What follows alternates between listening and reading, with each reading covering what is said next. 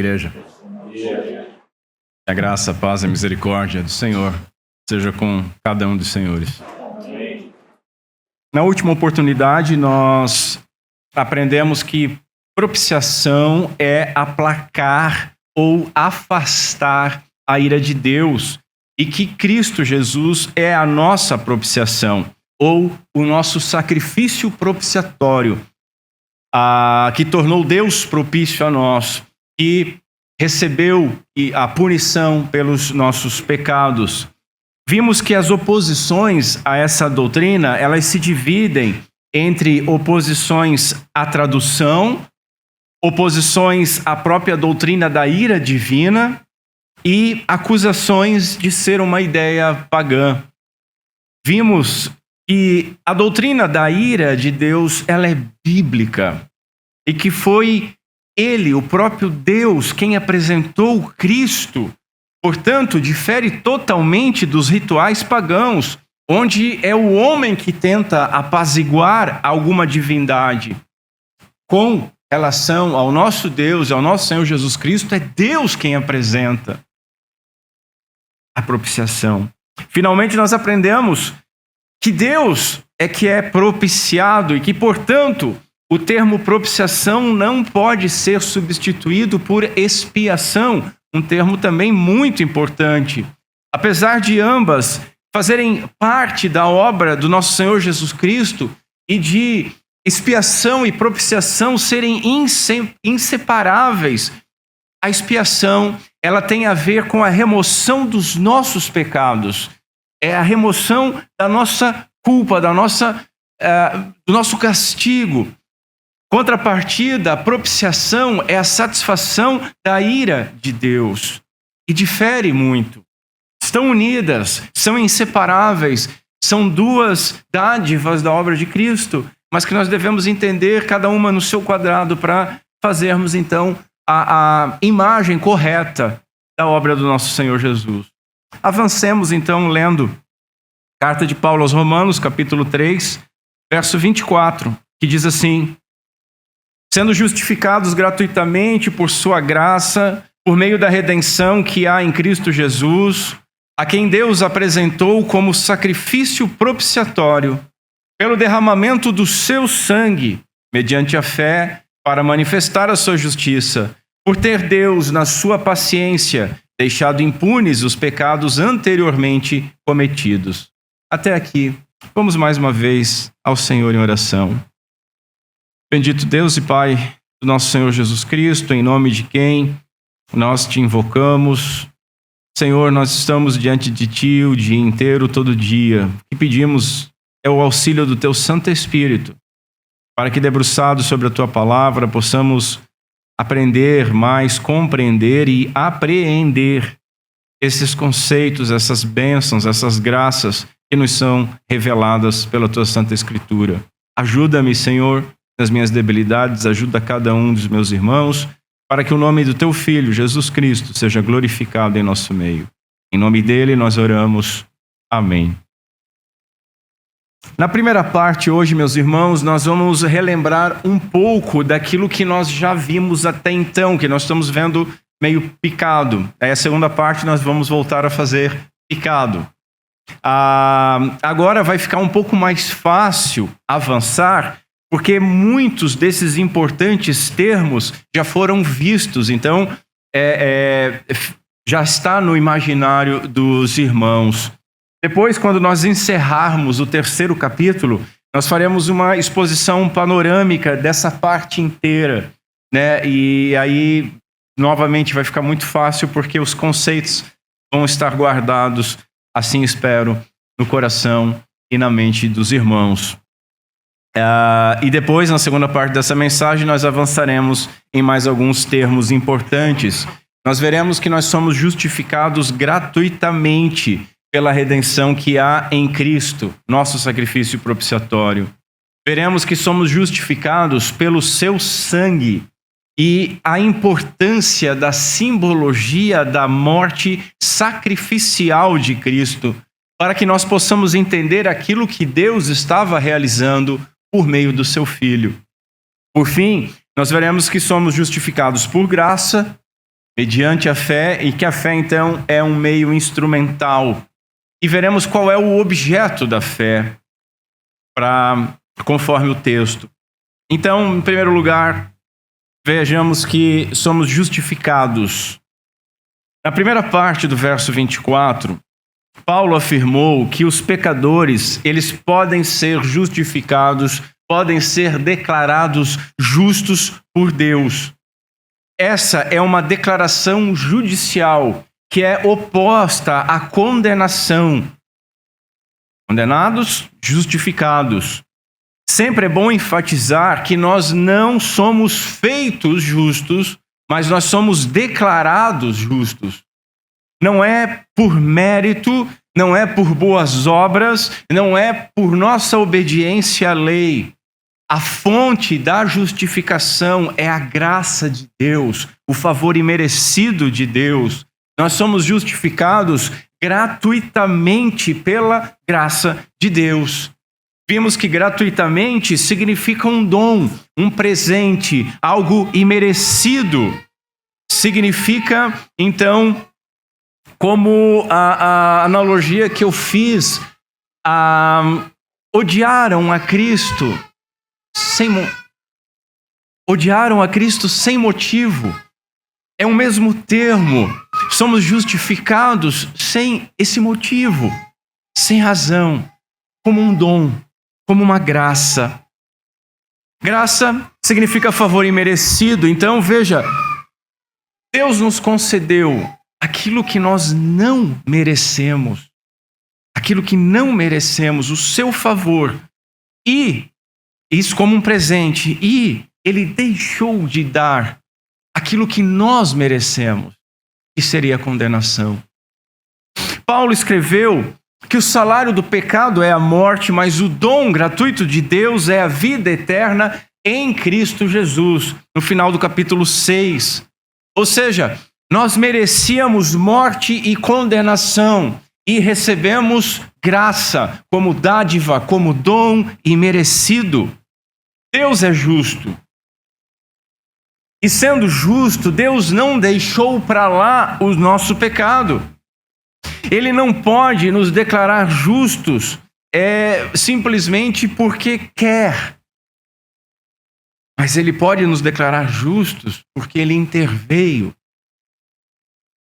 Nós somos justificados gratuitamente por sua graça, por meio da redenção que há em Cristo Jesus, a quem Deus apresentou como sacrifício propiciatório. Então veja, meus irmãos, no conselho eterno de Deus, o Pai decidiu enviar o seu Filho Jesus Cristo para nos redimir e propiciar. Ele morreu em nosso lugar e após ressuscitar, creditou o mérito da sua obediência perfeita a nós. A linguagem sacrificial dos versos 24 e 25 apontam para as ofertas sacrificiais do Antigo Testamento. Essas ofertas, todo o sistema levítico, mosaico, sacrificial do Antigo Testamento apontava para a morte do Cordeiro de Deus, a morte de Jesus Cristo. Então, somos justificados pela redenção que há em Cristo. Redimir significa comprar de volta ou libertar mediante o pagamento de um preço de resgate. Redenção, portanto, envolve pagamento. Muitos tentam limitar o conceito de redenção a apenas libertação. Não, redimir é libertar, mas não é apenas isso. Redenção envolve, sim, libertação, mas é maior que libertação, porque é libertar mediante o pagamento de um preço. Somos justificados por graça, de graça, mas o preço da nossa redenção foi o derramamento do sangue do nosso Senhor Jesus Cristo. Para nós, a justificação é gratuita, mas para o Pai custou o seu Filho amado. E para o seu Filho, para Jesus Cristo, custou a sua vida. Ele fez o pagamento do resgate pela nossa liberdade com a sua vida. Ele afirmou o seguinte, que veio para dar a sua vida em resgate por muitos. Deixando claro que resgate envolvia a entrega da sua própria vida. Ele nos redimiu, meus irmãos, não apenas em palavras, mas ele nos redimiu derramando o seu próprio sangue para satisfazer as exigências de um Deus justo e santo de maneira substitutiva, representativa. Cristo é o nosso substituto, o nosso representante, o segundo Adão. Somos justificados, resgatados e libertos por meio da redenção que há em Cristo Jesus.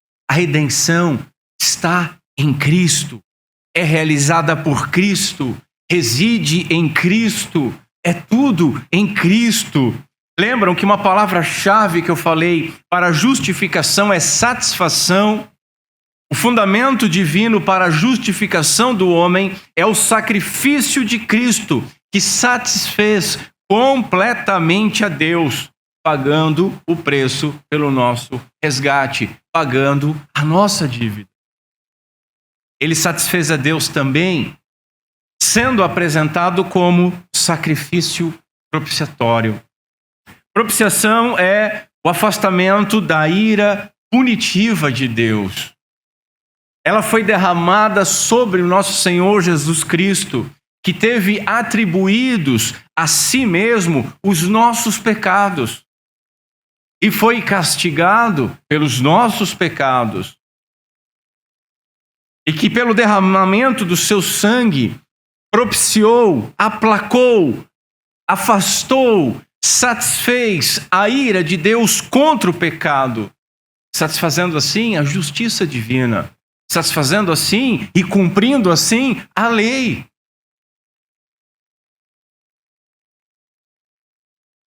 Deus é santo, ele não pode tolerar o mal. O pecado é uma afronta contra ele. E a única maneira de Deus nos justificar seria propiciando a si mesmo por meio de um sacrifício perfeito e satisfatório. O sangue de animais, ao longo de todo o Antigo Testamento, era uma sombra, um tipo daquilo que Deus faria por meio de Cristo. A morte de Cristo elimina o pecado do seu povo definitivamente. Os animais tinham que ser sacrificados constantemente. Mas o Cordeiro de Deus purifica definitivamente. Em Cristo, Deus provou o seu próprio amor para conosco, diz Paulo, pelo fato de Cristo ter morrido por nós quando nós ainda éramos pecadores. Capítulo 5. Derramando a sua ira sobre o nosso pecado que estava em Cristo. Fomos punidos em Cristo, e Cristo punido por nós. Os nossos pecados foram condenados e punidos em Cristo. E Cristo, como nosso substituto, ele derramou sua ira sobre o seu Filho, para não derramar ela sobre nós, pecadores, miseráveis. Cristo, ele toma o nosso lugar e morre a nossa morte.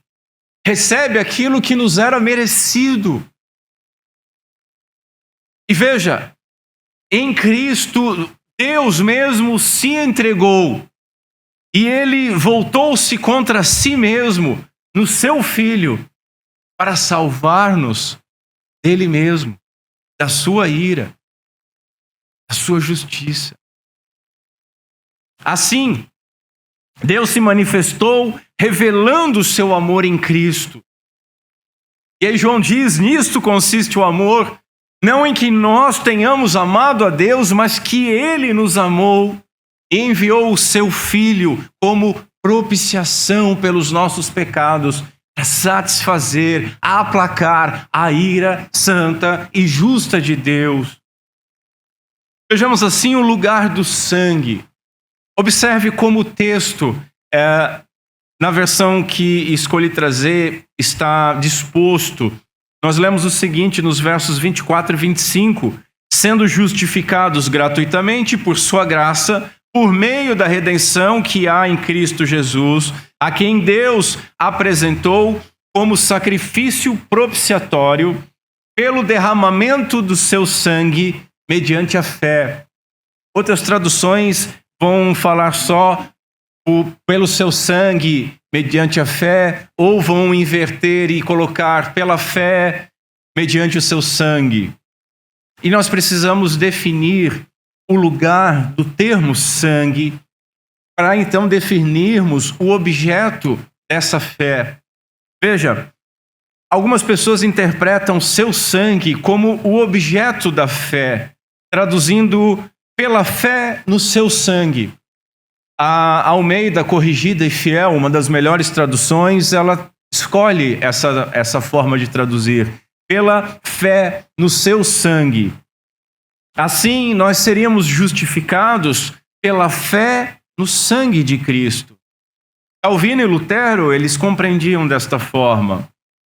Outros interpretam que a fé, ela está ligada à justificação, sendo então Cristo, e não o sangue, mas Cristo o objeto da fé.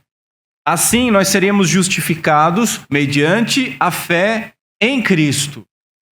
Irmãos, eu creio que essa última alternativa faz mais sentido, sendo preferível exatamente pelo contexto no verso 22. Somos justificados mediante a fé em Jesus Cristo. O texto não diz que devemos depositar a nossa fé no seu sangue, porque é o próprio Senhor Jesus Cristo o objeto da nossa fé. A ligação entre mediante a fé e pelo seu sangue, elas seriam cláusulas qualificadoras dessa propiciação. A propiciação é o seu sangue, e a propiciação é administrada e tomada posse mediante a fé. No sangue, não, em Cristo, como objeto da fé. Fé expressa um instrumento de apropriação, um instrumento pelo qual nós tomamos posse. E sangue, o meio como a propiciação é possível e disponível. Sem derramamento de sangue, não há expiação de pecados. Agora veja, meus irmãos, em nenhum lugar das Escrituras nós somos orientados a depositar a nossa fé em algo que não seja Deus. Somente Cristo, crucificado, ressurreto e vivo, pode salvar. Ele é a nossa propiciação. Não é no seu sangue que nós depositamos a nossa fé, mas em Cristo. Em Cristo. Seu sangue é o preço que foi pago pela nossa redenção e pela nossa propiciação. Estabelecido isso na nossa cabeça, vejamos então a importância do termo sangue. Justificados pelo seu sangue. O meio pelo qual nós somos justificados. Somos justificados por Deus, por sua graça, pela redenção que há em Cristo. Redenção é a libertação mediante o preço pago. Qual foi o preço? Deus apresentou Cristo como sacrifício propiciatório pelos nossos pecados. Algo óbvio que está implícito em tudo isso que nós já falamos, mas que precisa ser enfatizado, é que como Jesus ele foi esse sacrifício propiciatório, como que se dá isso? Paulo nos diz, por meio do derramamento do seu sangue. Cristo é o sacrifício propiciatório por meio do derramamento do seu sangue. É por meio do sangue de Cristo derramado que nós somos justificados e redimidos. O sangue é a causa meritorial, é o mérito que nos redime, aquilo que torna a justificação possível, aquilo que satisfaz a Deus, aquilo que paga a nossa dívida e afasta a sua ira. Repito, nisto consiste o amor, escreveu João. Não que nós tenhamos amado a Deus, mas que Ele nos amou e enviou o seu Filho como propiciação pelos nossos pecados. Lá em Levítico, nós lemos o seguinte, capítulo 17. Porque a vida está no sangue. Deus falando, eu tenho dado a vocês, eu o tenho dado a vocês sobre o altar. Então Deus está dizendo, Ele deu o sangue para nós sobre o altar. Para quê? Para fazer expiação pela vida de vocês. Porque é o sangue que fará expiação pela vida. Então, meus irmãos, Levítico está apontando e ensinando que é por meio do sangue de Cristo que nós somos redimidos, que nós somos declarados justos, que nós somos Deus é feito propício para conosco.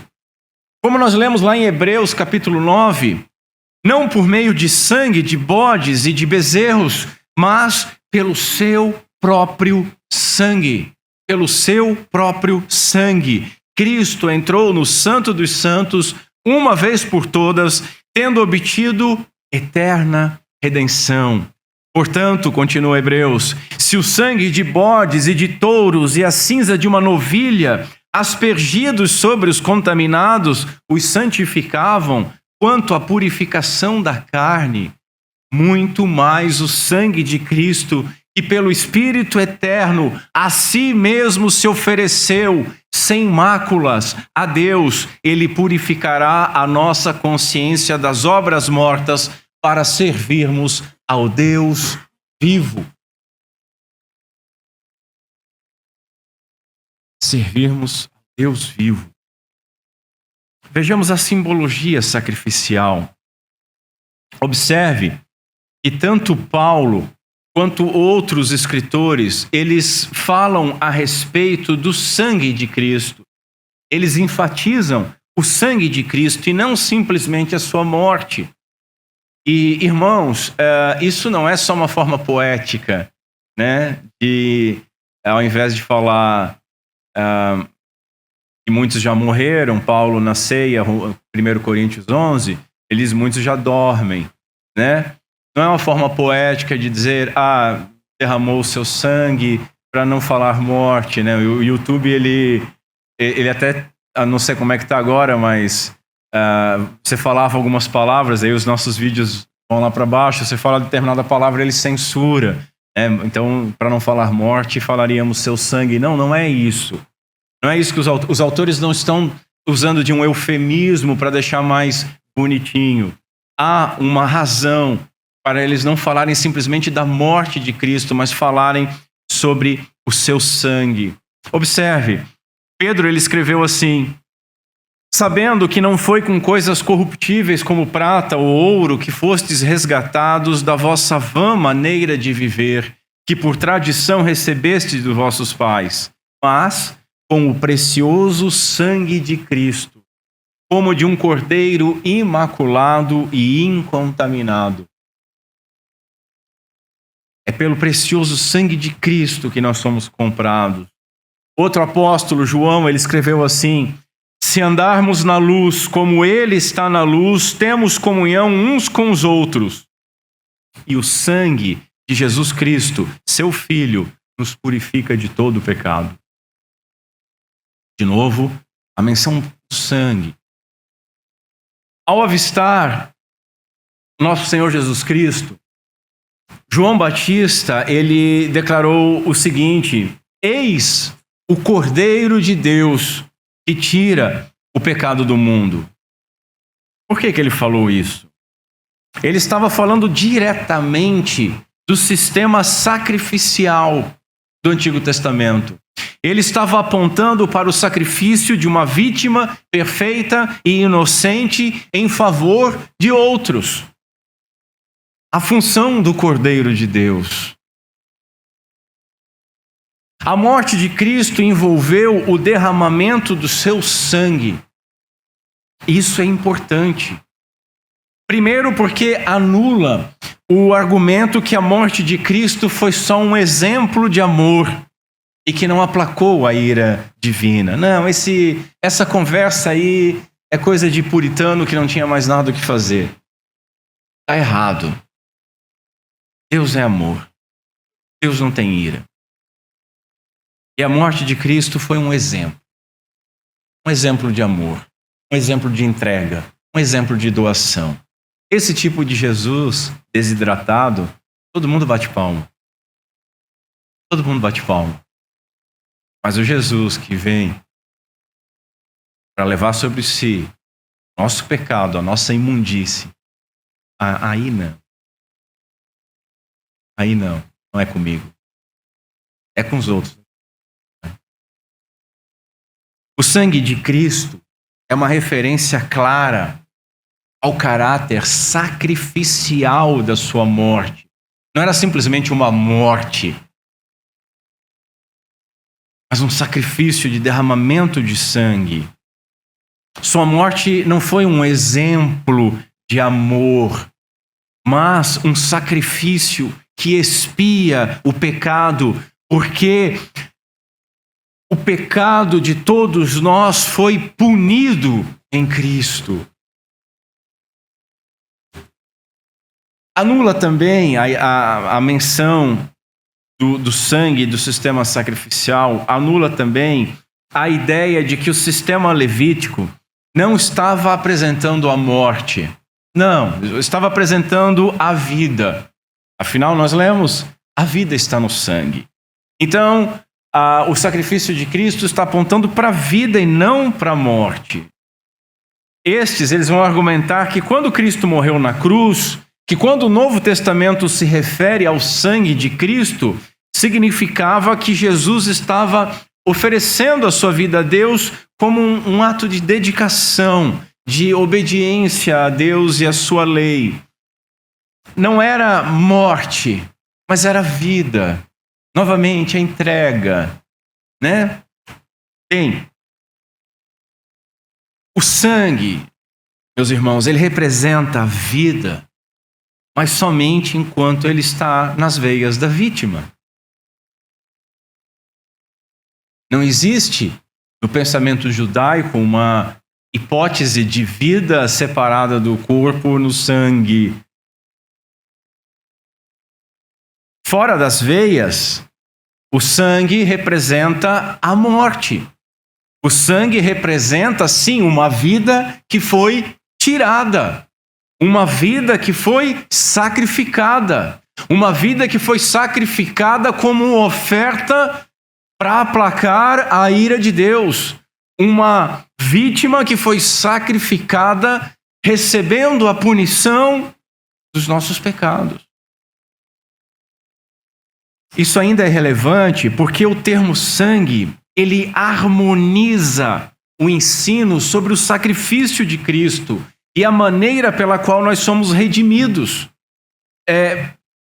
Sem o ensino do Antigo Testamento sobre os sacrifícios, o significado da morte de Cristo se perde. O significado sacrificial está claramente presente na morte de Cristo. E se você isolar do Antigo Testamento, isso se perde. Nós lemos assim: mas agora, sem a lei, se manifestou a justiça de Deus, tendo testemunho da lei e dos profetas. O que isso quer dizer? O que foi manifestado em Cristo é algo que todo o Antigo Testamento anunciava e apontava. A nossa interpretação do Novo Testamento nunca deve contradizer o ensino do Antigo Testamento. E notem como linhas teológicas ou igrejas que fazem essa divisão dos testamentos não conseguem conciliar a morte de Cristo com o Antigo Testamento. E não conseguem conciliar o Antigo Testamento com o Novo. O Antigo Testamento vira pregação só de milagre, de poder, de algum personagem bíblico. Muito fácil para fazer qualquer alegoria. Mas ambos, Antigo e Novo Testamento, estão unidos de forma inseparável. Tudo que o Novo Testamento revela foi predito no Antigo Testamento. O Novo Testamento é o cumprimento do Antigo Testamento. E muitas pessoas, quando divorciam isso, estão cometendo um erro grave. Grave. Paulo emprega o termo sangue para afirmar que a justificação, ela está em completa harmonia com as profecias do Antigo Testamento e com as práticas do Antigo Testamento. Quando chega Cristo, Cristo diz que veio cumprir a lei. E veja, a lei moral permanece, a cerimonial foi cumprida em Cristo e é abolida pelo livro de Hebreus. Se você não compreender isso, parece que Jesus chegou e disse: esquece tudo o que era feito antes, nós vamos fazer tudo novo agora. E não é isso. Ele estava exatamente cumprindo tudo o que havia sido profetizado e apontado para ele. Nós aprendemos, então, que é o mesmo Deus que salva, tanto no Antigo quanto no Novo Testamento, e que a salvação é a mesma, tanto no Antigo quanto no Novo Testamento. Veja, são duas alianças diferentes, a antiga e a nova aliança, mas ambas, nós já vimos isso, sob o pacto da graça. São duas dispensações do pacto da graça. A salvação é sempre da mesma forma, meus irmãos. Sempre foi da mesma forma, pela graça, mediante a fé em Cristo, e possível porque ele foi sacrificado. A doutrina do Novo Testamento acerca da morte de Cristo, ela é expressa em linguagem sacrificial, apontando para o Antigo Testamento.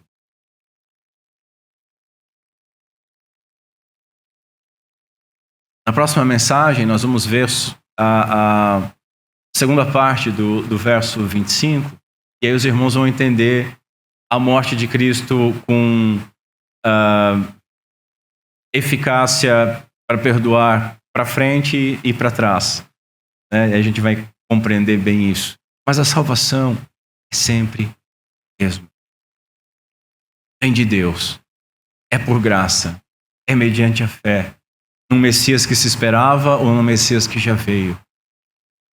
Por meio do derramamento de sangue. A importância da morte sacrificial. Veja, vou reforçar isso. Sem o contexto da morte sacrificial do Antigo Testamento, a morte de Cristo fica meio confusa. É verdade ou não é? Por que Cristo é o Cordeiro?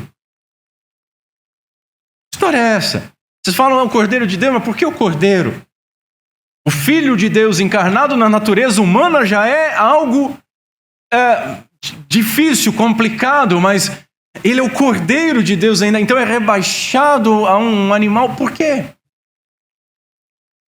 Por que Cristo morreu por nossos pecados? Porque, note, o evangelismo se fala muito em você é pecador e Jesus morreu pelos seus pecados, mas por quê? Não há uma identificação, não há um entendimento, não há uma ligação. O objetivo da morte sacrificial era tornar Deus propício, aplacando a sua ira. É isso que o Antigo Testamento está nos mostrando. Não afetava o homem, mas era dirigido a Deus. A propiciação era efetuada pela punição vicária da vítima. A vítima em favor de alguém, vicário. O animal tomava o lugar do ofensor, sendo sacrificado em seu favor. O ofensor levava o animal, que tinha que ser puro e sem defeito, para que este animal recebesse a punição do seu pecado. Havia um outro animal em que o sacerdote colocava as mãos sobre a cabeça e com a confissão dos pecados ele era solto, o bode expiatório, para expiar, para afastar os pecados. Isso tem que ser entendido. A propiciação era efetuada pela punição vicária da vítima. O pecador, então, ele impunha sobre esse sacrifício, sobre esse animal, sobre essa vítima, a sua culpa, e o animal sofria como seu representante. O animal era punido, e não o homem. O efeito das ofertas sacrificiais era o perdão do pecador e a restauração do favor de Deus. O sangue sempre está presente. Como observa o Dr. Lloyd Jones, não bastava que o animal fosse morto, era necessário que o sangue fosse derramado. Assim operava o sistema sacrificial. E a gente entra na igreja e começa a ouvir sobre o derramamento do sangue, ser lavado no sangue, o sangue nos tornar mais alvo que a neve. Às vezes a gente se acostuma com alguma linguagem, mas nós não entendemos essa linguagem. Devemos imaginar que quem chega de fora entende menos ainda. E aí vira, por exemplo, há pouco tempo atrás, eu sei que as palavras misericórdia e o sangue de Jesus viraram chavão, clichê, porque caiu na boca do povo, até em novela da Globo. Agora, o sangue de Jesus tem poder jogado assim, sabe? Não tem significado algum. A não ser tomar o nome de Deus em vão. O que já é um baita significado. Lloyd Jones continua. Prestem atenção nisso aqui, que isso aqui é muito bom. Eu tive que... Vou ler. Por que era necessário tudo isso? A resposta é dada numa grande declaração registrada em Hebreus 9. Porque sem derramamento de sangue não há remissão de pecados. Por que não?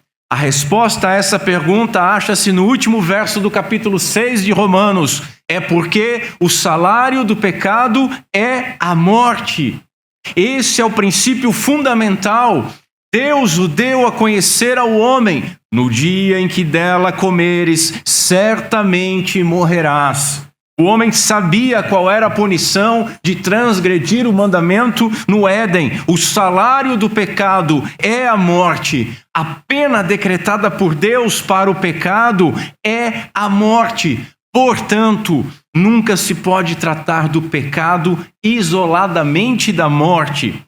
Sem derramamento de sangue, não há remissão de pecados. Portanto, meus irmãos,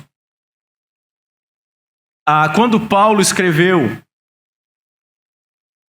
a quem Deus apresentou como propiciação no seu sangue, o sentido é que Cristo é o nosso substituto. Os animais eram substitutos tomados pelo pecador, mas aqui foi o próprio Deus quem apresentou o seu Filho, o Cordeiro de Deus, como nosso substituto. Foi Deus quem o enviou. Essa é a glória da graça. A salvação pertence ao Senhor. Essa é a glória da graça revelada no Evangelho. É o próprio Deus quem intervém, quem envia o seu Filho, revelando, manifestando graça, misericórdia, justiça e amor. Deus a quem nós ofendemos, Ele providenciou, Ele apresentou o seu próprio Filho como nosso substituto, como nossa propiciação, como propiciação pelos nossos pecados, conforme nós lemos em Isaías 53, na liturgia. Verdadeiramente, Ele tomou sobre si as nossas enfermidades e as nossas dores levou sobre si, e nós o reputávamos por aflito, ferido de Deus e oprimido, mas Ele foi ferido por causa das nossas transgressões e moído por causa das nossas iniquidades. O castigo que nos traz a paz estava sobre Ele, e pelas suas pisaduras fomos sarados. Todos nós andávamos desgarrados como ovelhas, cada um se desviava pelo seu caminho, mas o Senhor fez cair sobre Ele, Cristo, a iniquidade de todos nós. Ele foi oprimido e afligido, mas não abriu a sua boca. Como um cordeiro foi levado ao matadouro, e como ovelha muda perante os seus tosqueadores. O puritano Matthew Henry escreveu o seguinte: parece que Deus odeia tanto o pecado que nada menos que o sangue de Cristo poderia pagar por ele.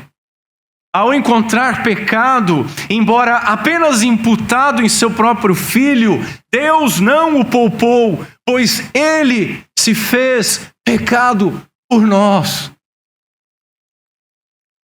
O justo, o bendito, feito maldição por nós. E Deus não o poupou. As iniquidades de todos nós são lançadas sobre Ele, embora Ele fosse filho do amor de Deus. Contudo, agradou ao Senhor moê-lo. Portanto, senhores, não apenas os nossos pecados foram lançados sobre Cristo, mas a ira de Deus foi derramada sobre Ele. Veja, e agora tem um momento de inflexão nas nossas exposições, porque até agora nós estamos na exposição de número 58 em Romanos, até agora nós estamos apresentando a ira de Deus como algo sobre o pecador pesado, e é pesado. A partir deste ponto, nós vemos que a ira de Deus, que era merecida aos filhos de Deus, aos eleitos de Deus, foram derramadas em Cristo. E aí ira começa a ter forma de amor.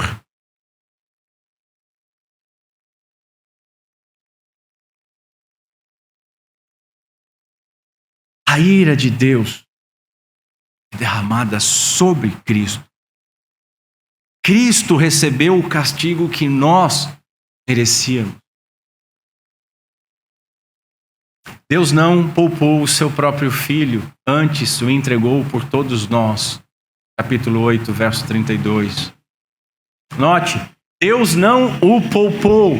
De que Ele não poupou? Só da morte? Não. Do derramamento de sangue. Só do derramamento de sangue? Não. Da punição que o nosso pecado merecia. Nada da ira divina foi retida de sobre Jesus Cristo. Toda a ira de Deus foi derramada sobre os lombos do justo. Foi isso que levou Jesus a clamar: Pai, Pai, por que me abandonaste? É porque ele estava recebendo a ira implacável de Deus. Era porque ele estava experimentando o completo abandono, a completa agonia do que é não ter a graça de Deus a seu favor. Sua aflição no Getsemane não era porque ele temia uma morte cruel, não é porque ele antevia a cruz e que ia ser doloroso, mártires enfrentaram mortes terríveis com grande alegria, cantando hinos, e Cristo não é menor que nenhum mártir. Então por quê que ele chegou a suar sangue? Porque é proximidade, o cálice da ira de Deus começou a afligir e afligir até a morte, diz o texto. Esse cálice preparado pelo Pai, sem mistura, continha a ira de Deus pelo pecado de todos os eleitos de Deus, e ele foi bebido completamente por Cristo. Está consumado. De tal maneira que não restou uma gota para nenhum dos filhos de Deus. Você entende isso, irmão? Nós merecemos ser esmagados como uma barata. Mas o santo foi esmagado. E nada daquilo que nós merecemos vamos receber. Porque ele recebeu, não é porque Deus deixou para lá, porque Deus é amoroso, ele é justo. E o que ele fala, ele cumpre. E aí nós lemos em Apocalipse, aquele que nos amou e em seu sangue nos lavou de nossos pecados. Entretanto, sobre aqueles que não estão em Cristo, permanece a ira. Sobre aqueles que não estão em Cristo, permanece a ira, e um dia eles também beberão deste cálice. Lloyd Jones escreveu um negócio que eu preciso ler com os irmãos. Ele diz: a nova aliança foi selada e ratificada pelo sangue de Cristo. Por isso, quando eu vou, Lloyd Jones falando, quando eu vou à ceia do Senhor para receber o pão e o vinho, eis o que me é dito: este é o cálice do Novo Testamento, a nova aliança no meu sangue. O que fazemos juntos, estando à mesa, é lembrarmos-nos da nova aliança e de que estamos nela, e de que Cristo nos colocou nessa aliança e sob ela fomos cobertos pelo sangue. Tudo é coberto pelo sangue. Isso nos traz segurança. Entender isso nos traz segurança. Salvação não se perde. Deus não cobra dívida duas vezes. Só que também deve nos trazer temor, reverência, gratidão. E no incrédulo, isso deve trazer arrependimento. Porque como escreveu Charles Spurgeon, Deus deve revelar o seu braço e desembainhar a sua espada no céu para destruir o pecado onde quer que ele seja encontrado. Pois ele o feriu mesmo quando foi imputado sobre o seu único filho. E se Deus fere o perfeito que leva os nossos pecados, como que ele não ferirá o culpado que rejeita o seu amor?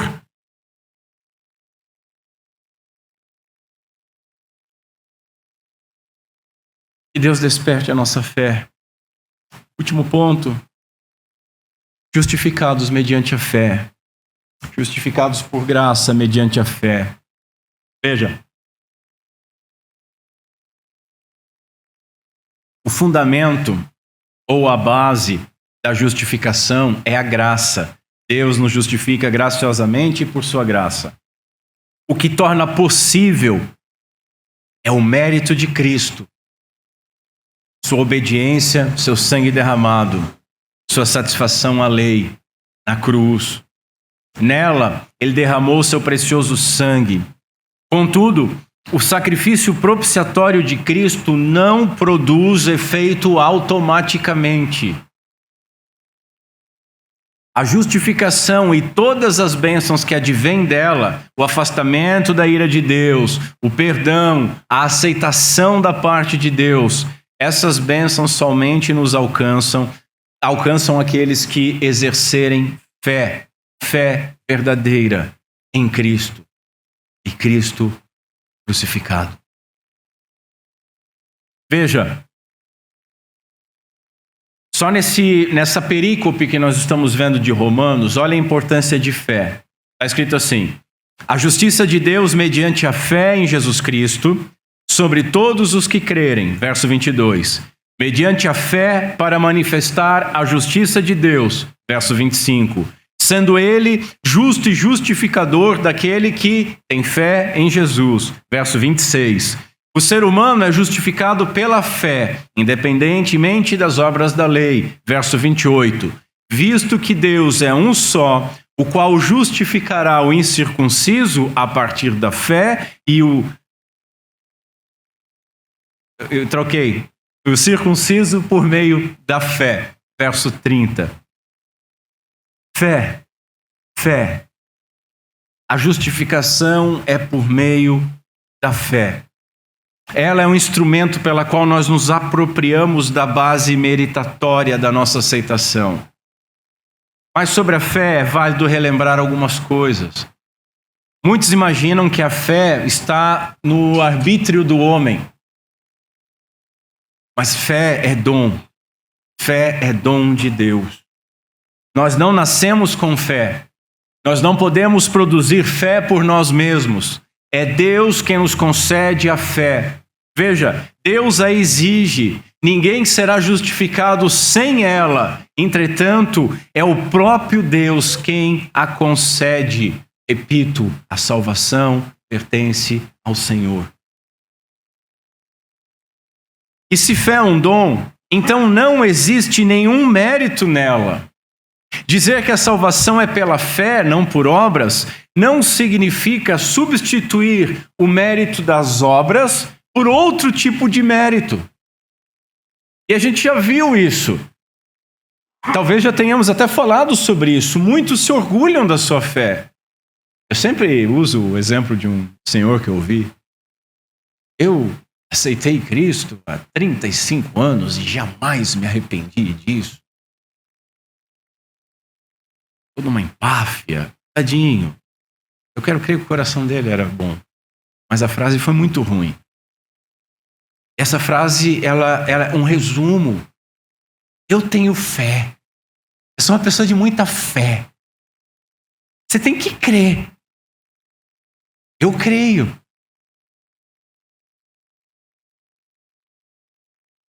Se você não crê, você vai para o inferno. Eu creio. Ou mérito, ou... Não. Orgulhar da fé é algo bastante estranho. Olha o que Paulo escreve no verso 27. Onde fica então o orgulho? Foi totalmente excluído. Tudo nós recebemos de Deus, diz Paulo, em outro lugar. E se recebemos, por que nos orgulhamos? A salvação não é nenhum empreendimento cooperativo entre Deus e nós, no qual ele entra com a cruz e nós contribuímos com a fé. Não. John Stott diz, a graça não admite contribuições. A fé é o contrário da autoestima. Por fim, vejamos o objeto da fé. A fé salvífica não é crendice. É dito que o brasileiro é um povo de muita fé, né? E aí o poeta questiona a arte de viver da fé. Só não se sabe fé em quê. E os mais velhos riram, né? Os mais velhos entregaram aqui. Quem é da década de 80, começo dos 90, riu. Pois é, cultura nacional. Onde houver verdade, é verdade de Deus. Só não se sabe fé em quê. Hoje o conceito de fé foi reduzido a acreditar que Deus pode fazer milagres. Foi desfigurada comercialmente e essa pretensa fé imagina poder constranger a Deus para garantir curas, prosperidades e desejos cobiçosos. Mas a Bíblia define fé de outra maneira. Ela define como a certeza de quê? De coisas que se esperam. E a convicção de quê? De fatos que não se veem. mas que se esperam, não porque foram vistos, mas porque foram prometidas. A fé bíblica consiste em crer e se apropriar daquilo que Deus revelou, que Ele apresentou Cristo como propiciação pelo derramamento do seu sangue, providenciando o pagamento pelos nossos pecados. Deus prometeu um descendente da mulher que esmagaria a cabeça da serpente, um descendente de Abraão que abençoaria toda a terra, um descendente de Davi que reinaria eternamente, um profeta semelhante a Moisés que seria ouvido por todos. E na plenitude do tempo, manifestou-se então a justiça de Deus. Jesus Cristo, o Filho de Deus encarnado, nasceu, viveu, morreu em nosso favor e ressuscitou para a nossa justificação.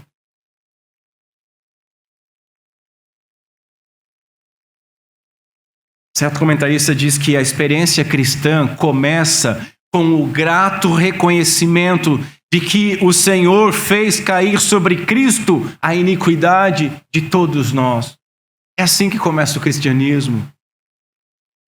O valor da fé não reside nela mesma, mas inteira e exclusivamente em seu objeto, a saber, Jesus Cristo e esse crucificado.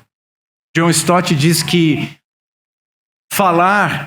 dizer que justificação é somente pela fé é uma maneira diferente de dizer que a justificação é somente por meio de Cristo. Lá em Atenas, Paulo pregou dizendo assim: Deus não levou em conta os tempos de ignorância, mas agora Ele ordena a todas as pessoas, em todos os lugares, que se arrependam.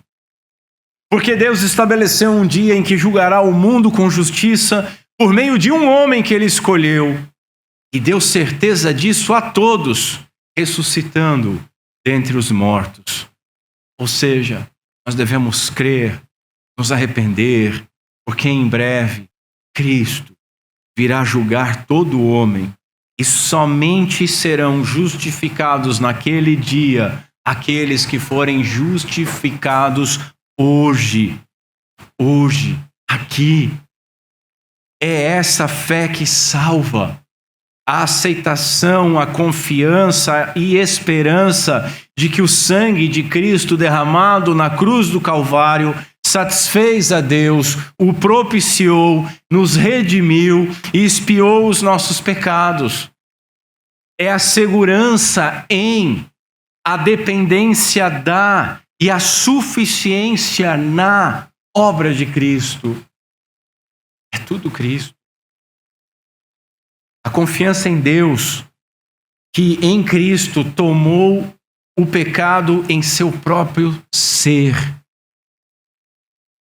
Deus, em Cristo, tomou o nosso pecado em seu próprio ser. Observe que eu sempre pontuo esperança e confiança, né? Quem presta atenção sabe que eu sempre junto. Dizer que a justificação é somente pela fé exclui o mérito das obras, tanto daquelas realizadas com vistas a ser justificado, porque não justificam, como daquelas obras que são geradas pela fé num coração regenerado. O que eu quero dizer com isso? A nossa segurança, irmãos, não está em nossa obediência pós-conversão. Não está no nosso sentimento pós-conversão. As boas obras e obediência são uma consequência da graça, que testificam a salvação, que são inseparáveis da justificação, mas que não são base de mérito para manter a nossa salvação. Entende isso? Ao dizermos que a justificação é somente por meio da fé, nós estamos afirmando duas coisas. A primeira é que Deus exige a resposta de fé do pecador penitente para se apropriar desse benefício. E a segunda é que não há nenhum outro caminho para os homens se apropriarem desse benefício, somente a fé. A expressão mediante a fé, ela limita os benefícios da morte sacrificial de Cristo àqueles que crerem. E assim eu quero concluir fazendo uma citação do saudoso John Stott. Ele diz o seguinte: a justificação, cuja fonte é Deus e sua graça, cuja base é Cristo e a cruz, e cujo meio é somente a fé, completamente à parte das obras, constitui o cerne do Evangelho e é uma característica singular do cristianismo. Nenhum outro sistema ou ideologia ou religião proclama um perdão gratuito e uma nova vida para aqueles que nada fizeram para merecê-los, mas que, ao invés disso, muito fizeram para merecer o julgamento. Pelo contrário, todos os sistemas ensinam alguma forma de autossalvação através de boas obras da religião, da piedade, da filantropia. Já o cristianismo, em sua essência, nem mesmo é uma religião. É um evangelho. O evangelho, a boa nova de que a graça de Deus desviou a sua ira, de que o Filho de Deus morreu a nossa morte, que Ele carregou a nossa condenação, que Deus tem misericórdia de quem não merece e que a nós nada mais resta fazer ou mesmo a contribuir. A única função da fé é receber aquilo que a graça oferece, e aí eu completo imerecidamente. Que Deus, Pai, seja misericordioso conosco por meio de Cristo Jesus e nos faça entender isso e nos faça viver à luz desta verdade, com ação de graças, com júbilo, com alegria, mesmo em meio à dor, à aflição e às lágrimas, porque Cristo propiciou os nossos pecados pelo derramamento do seu sangue. Vamos ficar em pé.